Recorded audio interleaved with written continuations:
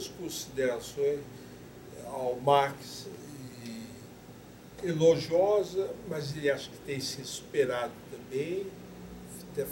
E ele faz uma revisão da forma como ele abraçou o marxismo e entrou no Partido Comunista. É isso que tá mexendo com ele. E ele fala aqui uma coisa que... Eu só vou falar isso. Eu tenho dúvida sobre essa afirmação que ele faz bem claro, que Marx trazia... Para Marx, a ciência trazia certeza.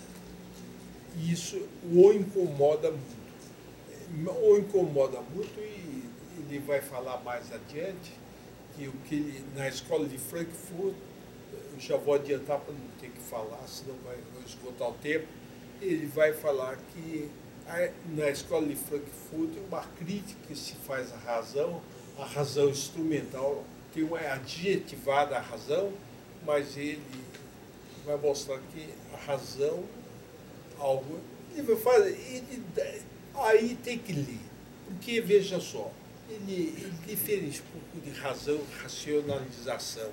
Então ele não joga a razão, não quer destruir com a razão, mas a ideia de que a ciência traz certeza, isso ele é profundamente contra. E não dizer que não traz certeza, não está dizendo isso. Ele não, é mais ou menos no sentido de tu cur, né? A ciência não traz a certeza. E ele vai chamar outros aspectos, vai trazer à baila outros aspectos. Enfim, o Marx de Moraes, que isso eu que escrevi, não é dele. Mas diz que conserva a ideia de um grande pensamento complexo que deve ser continuado desenvolvido em novas direções, mostrando que ele ainda pensa que o marxismo é muito importante. Bom, então aqui fala bem rápido. Então eu já falei algumas coisas, eu mais ou menos fiz isso, mais ou menos de tempo que botei o número dos lá, está chegando no final mesmo. Ele dá um valor muito grande ao humanismo, literariamente, ele usa muito a literatura russa, ele chama do humanismo russo, que é Tchekov, Tolstói, Gorky,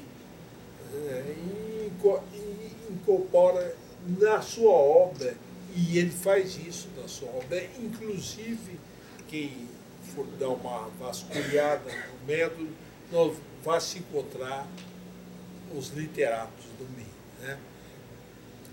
Proust e tal, e ele acha que até Proust, até no nome do livro, Proust, o Tempo Perdido, ele faz uma análise sobre a complexidade desse título. Também destaca, ele dá um destaque, aí ele não chama Freud, não existe lá o Buda, Marx, não existe Freud. Ele fala os psicanalistas, e ele chama atenção basicamente, mais tem o Rank também, mas basicamente ele discute mais o Freud e o Jung. Agora, eu destaquei isso porque achei interessante para quem estuda, e aqui nós temos professores que são especialistas, Lacan é a Clara, né? Mas ele mostra que Lacan empobrece o Freud. Isso, na sua análise, ele fala que elimina de Freud o que Freud ainda considerava o lado biológico do ser humano. Ele dá muito valor ao Freud por conservar o lado biológico e ele atribui que o Lacan ter cortado isso. Não sou especialista, essa é uma afirmação dele. Eliminou a complexidade do pensamento freudiano do sujeito que incluía a natureza biológica do humano e sua cultural. Então, Daí ele foi que nos anos 50 ele entrou em contato, vou só citar rapidamente, Scuvini, Ashby, Batson, Betalanff, Boltzmann, Prigogine, Popper, Kula, Katz e Holton. De todos ele faz alguns comentários, ele não só cita que leu, não, ele faz, se eu fosse tirar isso e colocar na palestra, ela ia demorar mais uma meia hora, no mínimo, né? Mas eu quero mostrar que ele, na sua obra, ele resgata os cientistas, esses daí principalmente, os que pensam sobre a ciência, trabalha e tenta acoplar isso à humanidade, né? E Beckson, Bachelard, Piaget, Tarski, Gödel, Russell, todos eles ele trabalha, ele chama lá no capítulo os físicos, matemáticos, ele trabalha com todos, ele tem uma interpretação, ele puxa, eu lembro muito bem até que uma aluna minha fez lá curso com o Carlos, né? O Carlos foi que nunca tinha visto aquela maneira de ler Popper, né? É uma leitura muito de Morante, uma leitura muito interessante de Popper. Esse Niels Bohr também ele fala, comenta muito, e o Henri Atlas. Aqui o Erwin, o Schrödinger. Estão terminando já, mais 2, 3 slides só.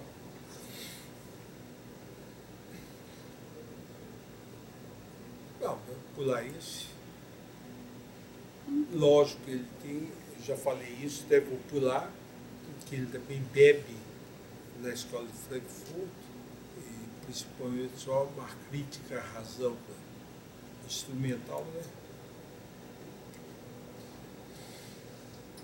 Ele anuncia que se envolve na construção de uma antropologia complexa, onde destaca a necessidade fundamental de conceber a unidade e diversidade antropológica, na qual a diversidade humana aparece como um tesouro da unidade humana, assim como a unidade humana aparece como um tesouro da diversidade humana. Ele joga muito essas frases bem parecidas, uma contra a outra, né? E isso na obra dele, no submétodo, pode-se encontrar muito disso. Né? Nos seus últimos capítulos, ele dedica atenção ao surrealismo, são 3 partes. O Ivan Nietzsche ele separa, né? Ele fala só sobre o Ivan, e o Beethoven também, separado. Quer dizer, ele os chama de filósofos, com aspa, mas parece filósofo. Né? Bom, e aqui o fim.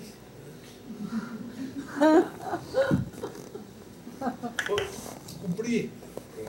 Obrigado. Vamos ver, se permitir chegar.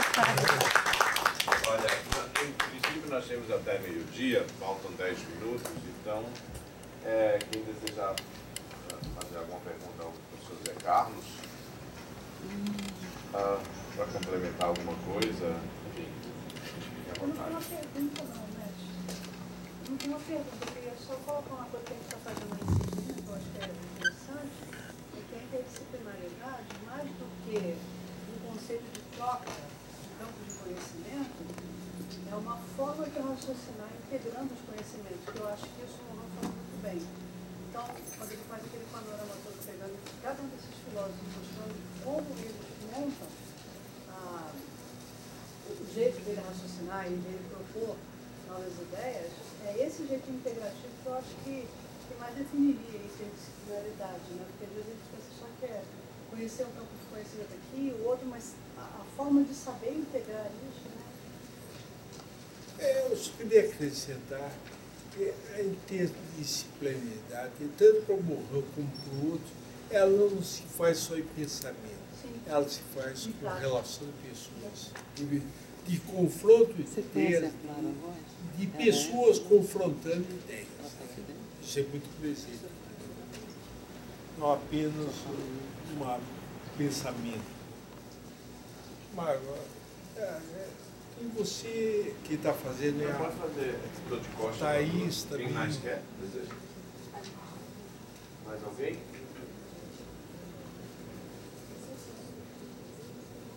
Porque Claro, esse olá, você estava querendo fazer, né? Morrer. Ele falou, eu estou afim, mas acabou não se inscrevendo.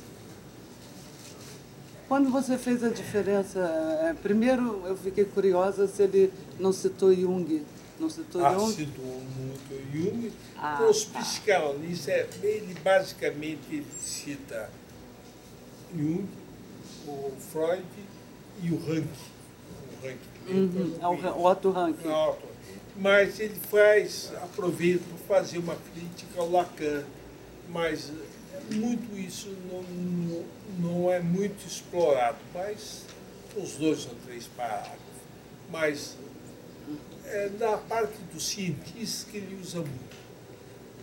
Ele navegou na área de Boltzmann, de entropia, todas essas questões na parte científica, Wiener, Shannon, teoria da informação, ele trabalha muito com pessoas de cibernética. A cibernética. Muito, trabalha muito com isso. Inclusive no primeiro livro do método, que é chamado Natureza da Natureza, a gente vê a autorização concreta desses cientistas. O Henry Adler, que é um biólogo, ele usa muitos biólogos. É uma quantidade imensa. E, sobretudo, ele não só fala, eu li, ele fala o que tirou de cada um. Então, se eu fosse destacar, seria muito, não dá tempo de fazer isso. Mas eu queria chamar a atenção que ele procura fazer esse entrelaçamento entre ciências e humanidade. Isso ele procura dizendo, não é que se ele procura, falando, isso é necessário. Não dá para dividir, não dá para separar. E o homem mesmo, né? O homem, assim, não dá para separar. Quem faz isso, quer dizer, fica capenga. Há uma série, hoje a gente nota isso, uma coisa que ele chama atenção, a questão da técnica, e o homem não percebe que muitas dessas coisas provocam um bem. Eu vou ter um carro. O carro leva e traz você de onde você quer. Vai poluir o ar, toda a cidade mais feia, a cidade é para carros. Então, faz uma crítica, um pensamento sobre essas coisas, fora do imprint que ele fala, fora desse lado comum. Todo mundo vive de uma maneira cega, não vê essa crítica. Ele traz essa crítica de que a ciência, a técnica, principalmente a técnica, traz alguns aspectos bastante negativos para o ser humano. Ele trabalha com isso.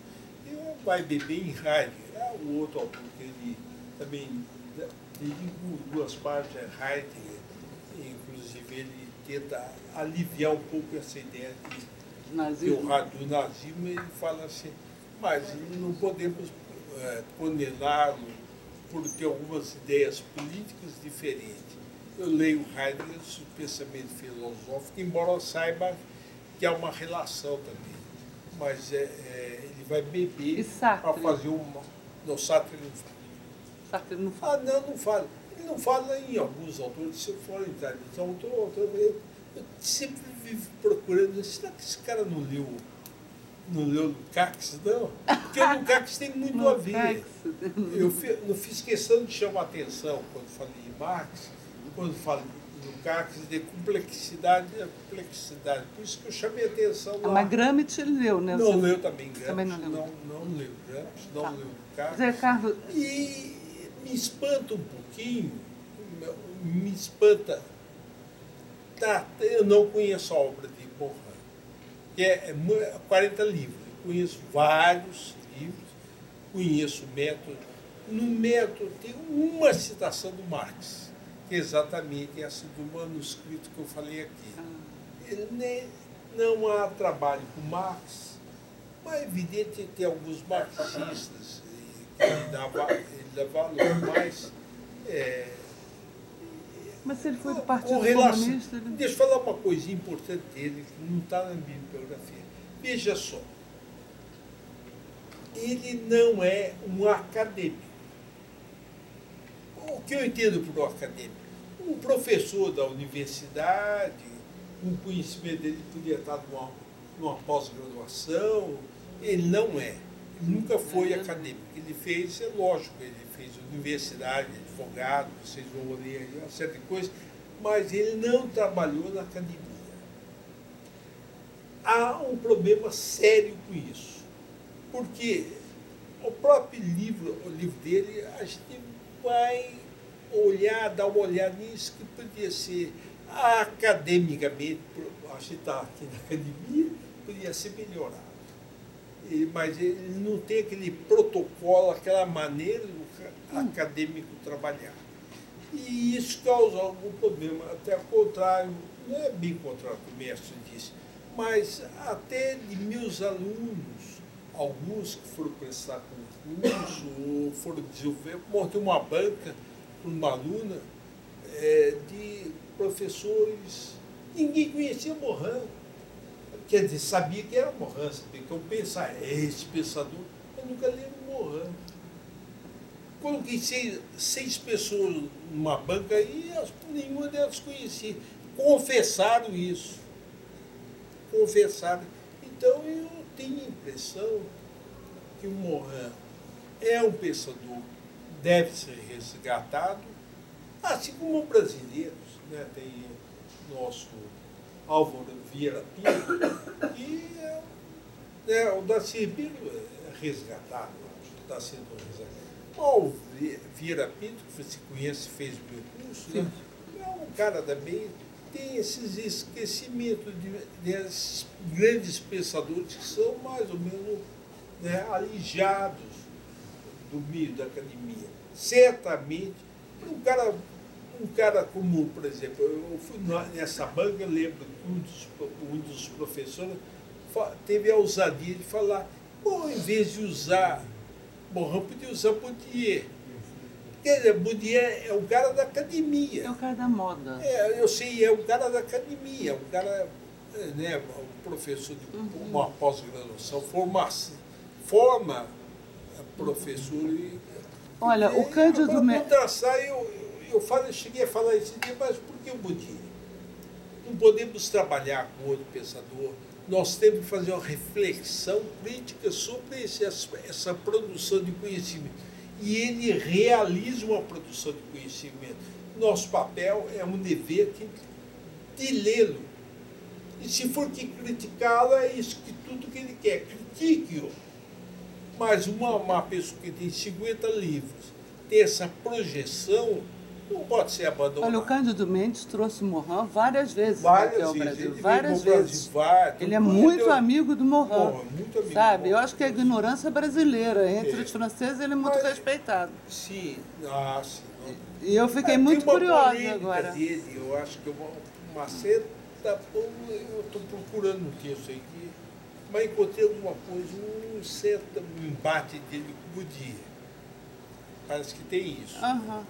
Mas eu não vejo grandes autores, e ele também. Se olhar o próprio Morin deixa muitos autores atuais num campo que ele se confessa que gosta muito, que é o campo marxista, mas tem muitos autores, no caso do Gramsci, Lukács, ele não lê, não conhece, não conhece. Todo mundo que lê Lukács. Tem esse lado estranho, né? Tanto dele também, ao falar que eu tenho que unificar, deixa alguns grandes pensadores do século XX fora. Ok, manda ver? Bom, então, agradecendo ao professor. Eu adorei o Morin, gostei muito, principalmente o Homem-Gênio. Deixa eu fazer só um comercial. Para estudar interdisciplinaridade, o melhor livro da praça é esse, chamado As Novas Ciências e as Humanidades, Pablo Gonçalves Casanova. Eu não conheço uma coisa melhor que isso, não. Tem um livro produzido pela CAPES, que é esse aqui, Interdisciplinaridade, Ciência, Tecnologia e Inovação. Esse livro é muito interessante, mas é muito diverso. talvez seja interessante por isso, pela diversidade. Mas alguém que queira trabalhar com interdisciplinaridade tem que ler, tem que começar por aqui e começar por aqui. Esses dois livros, que são os bastante significativos. Né? E não sou seguidores do Morredão, mas tem muito de isso eu recomendo a vocês. Pablo Gonçalves Casanova, As Novas Ciências e as Humanidades, da Academia à Política, né, pela Boitempo Editorial. Um filósofo mexicano. É, Pablo Casanova, isso mesmo, mexicano. Ele conhece. Pessoal, na próxima semana vai vir